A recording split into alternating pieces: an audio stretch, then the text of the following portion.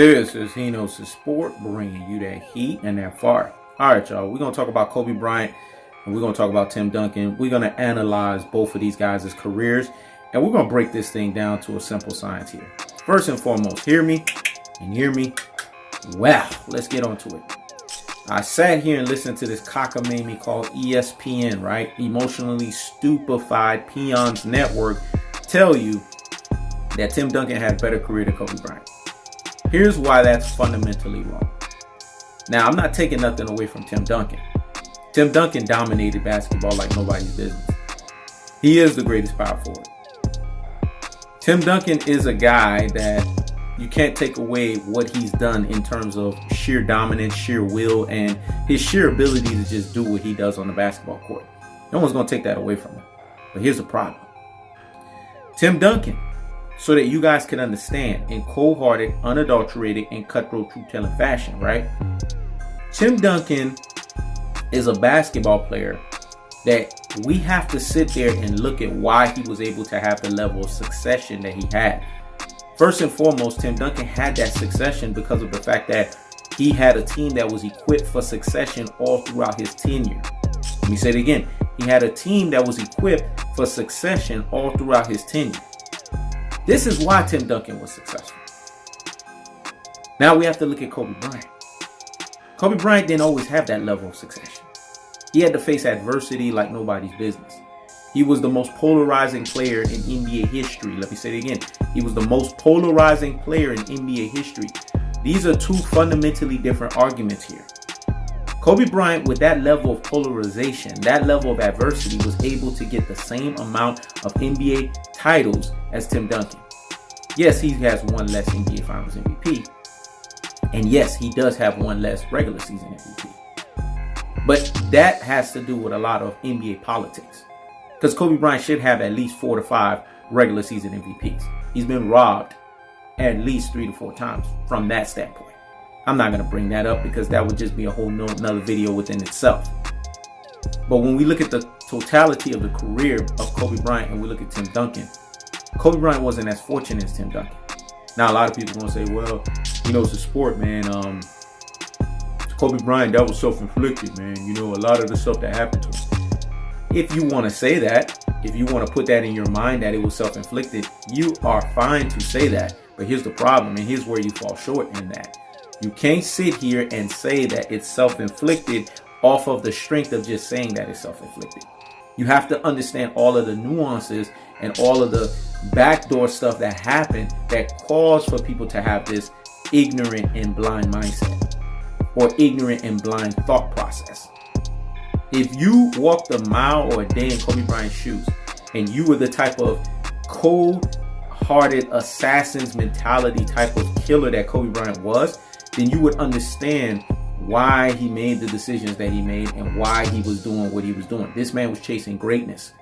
He couldn't chase greatness playing alongside Shaquille O'Neal and being considered the quote-unquote, number 2 or quote-unquote sidekick. It's not in Kobe Bryant's DNA to be that way. Tim Duncan, on the other hand, has played the sidekick role in these finals that he's won. The one, if you go by the very last one, that Kawhi Leonard secured them. Kawhi Leonard was the guy, wasn't Tim Duncan. If you go back and look at the titles that they won, in the early 2000s, Tony Parker carried the team, not Tim Duncan. So Tim Duncan has not been a guy who's been the leader of the team, but he's also been a guy that's taken backseat roles.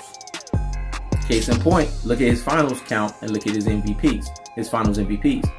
In 2 of them, he was not the man. He was the man nevertheless in 3 of them, but he was not the man in 2 of them. So Tim Duncan has proven to you guys that he was always willing to take a lesser role. Kobe, on the other hand, was never willing to take a lesser role. Kobe, on the other hand, just happened to take the lesser role by the strength of the fact that he was kind of forced to do that with Phil Jackson, but he didn't want to do that. And if you look at the dichotomy between him and Shaquille O'Neal, there was no, you're number 1 and I'm number 2. On paper, it looked like that, but they were really 1A and 1B. Let me say it again. They were really 1A and 1B. That's what they were.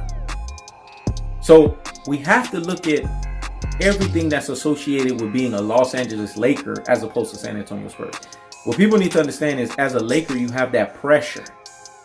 The Los Angeles Lakers is the most pressurized NBA organization known to man.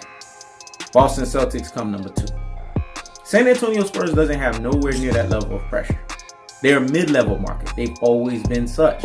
So they can always operate under the radar to make themselves above the fray, to make themselves above relevancy. Now, you have to give them credit for being successful. You have to give them credit for being able to push themselves over the top. No one's going to take that away from them. But we have to look at the underlying truths here between both careers.